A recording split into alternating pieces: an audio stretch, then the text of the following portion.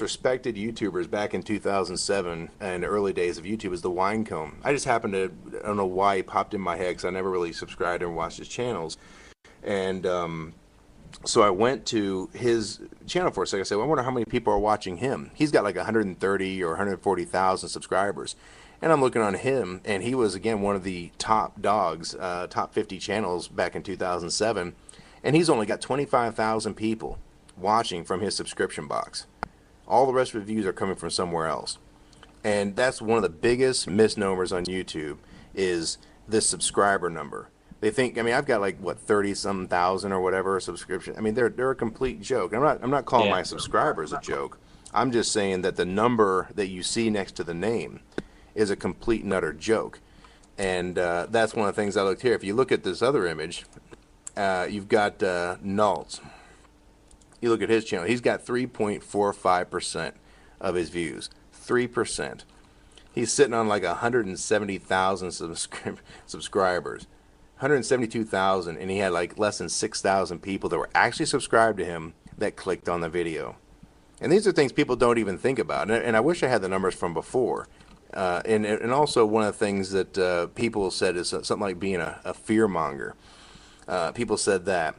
And people said, oh, you're using tactics. And yeah, there was one time I actually did use some music in the video. I guess I was just kind of, I guess I was a little more pissed off on that particular video than even the Viacom video, which, you know, a lot of people supported. But if you look at this thumbnail, if you see the on this page, I don't know if you're on there, if you look at Kevin's picture, click on that one where it says, all that's necessary for triumph of evil is for good men to do nothing. Well, this is what set me off with some of the bigger partners. I had basically made the Viacom issue, and Viacom had taken my video down. And so I basically had kind of been basically almost, you would say, attacked, but then it really wasn't Viacom after all. So I see that someone emails me, because you know how people do. If they see, hey, so-and-so posted a blog about you, or someone did something like that, they'll let you know and you go check it out. So they said, hey, he posted about your video in his blog. So I click on his blog, take a look at it, and he basically says that, you know, I'm just going to stay out of it.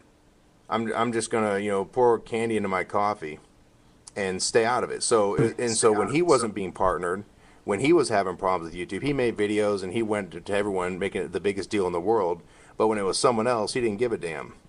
And that was one of the reasons why I made my video so harsh, was because I was trying to snap these people out of it and say, look, you know, I saw what happened to MTV. I saw the way that you used to have music on there. It used to be a completely different format. And I knew that if we didn't get some people off their asses and realize that we needed to kind of make a little stand here and say, look, you know, give us back some ratings, give us back, the most viewed page, and get rid of the popular page. It was basically, I saw where it was going, and I knew the direction it was headed, and I knew it wasn't good because I saw what happened to the Nerd, I saw what happened to different channels before, and I knew that it was just a matter of time before it was going to be me or someone else that I enjoyed watching too. Because one thing people don't realize is, I'm sure with you as well as myself, is that we not only make videos, but we enjoy watching other people's videos. So there's a lot of times, I had someone make a comment on my video once and said, you know, it was at the Hulu video, and he said, I'm really pissed off because this is the first time I've ever seen any of your videos, and you've been around here for a while. And there are a lot of channels, like if you look at the JWC Free channel on the big image on the top left, he basically was getting an average of 700,000 views per video when he had no subscribers. When he was just starting out, he was getting millions of views. And so now that he's got over 200,000 subscribers, he's barely getting a couple 100,000 views per video. The drop is dramatic, and it's a fact.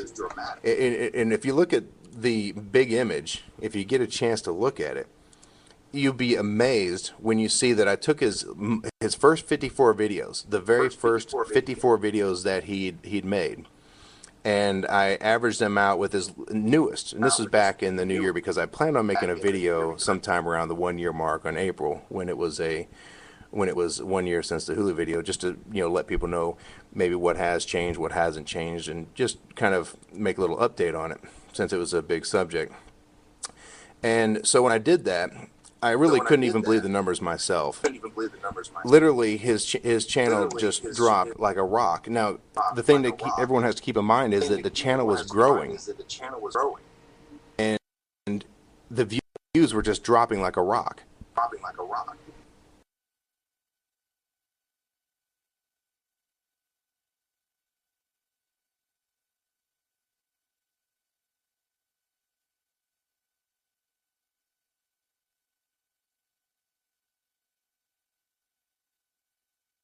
Can you guys hear me?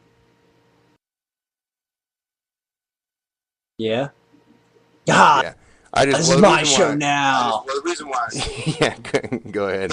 Well, the reason why I did a pause is because I wanted to give you a chance to talk. Oh no, I was just I was looking at all the stats here. Oh, I'm sorry. Well, because Oh like I said, man, we got but a lag, so you got to kind of coordinate your pauses to let someone else speak. yeah, and I was gonna say one thing I wanted to touch on. A number of things like correlating the the views your videos get to the number of subscribers.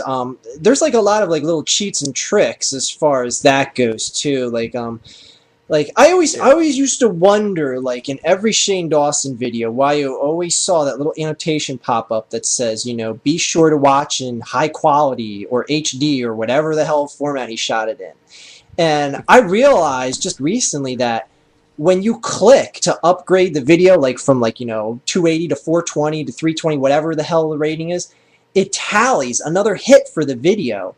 So it's just, Yeah, it yeah, it just refreshes. counts as two views. Yeah, and it's like, boy, that's just some cheesy ass shit that a lot of these elites that you'll see them be the main culprits of doing that. And it's just like, wow, how shallow can you be?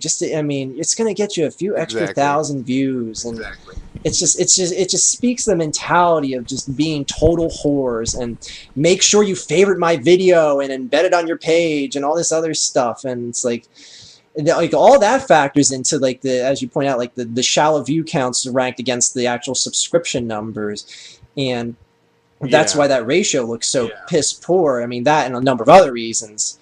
And getting your video on the front page because you see Lady Gaga's tits and you click it and you see, sexy Phil reading the news to you that has nothing to do about Lady Gaga. And Exactly. there's just so many things that factor in just getting people to click the damn play button. And I'll pause if you Oh want to yeah. talk. Well, the thing is, it's about tricking people. And what's interesting is that with I shat on you is I've actually talked to him and I don't have a problem with the guy, and I really didn't. I didn't even want to make the video I made.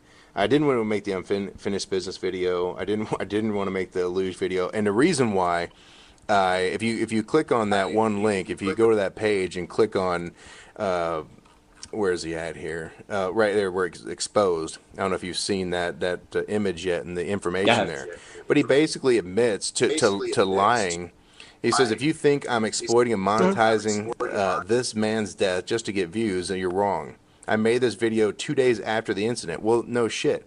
He makes this after he sees, like I shat on you, get 3 million views. And he sees that, he starts chasing that ambulance down.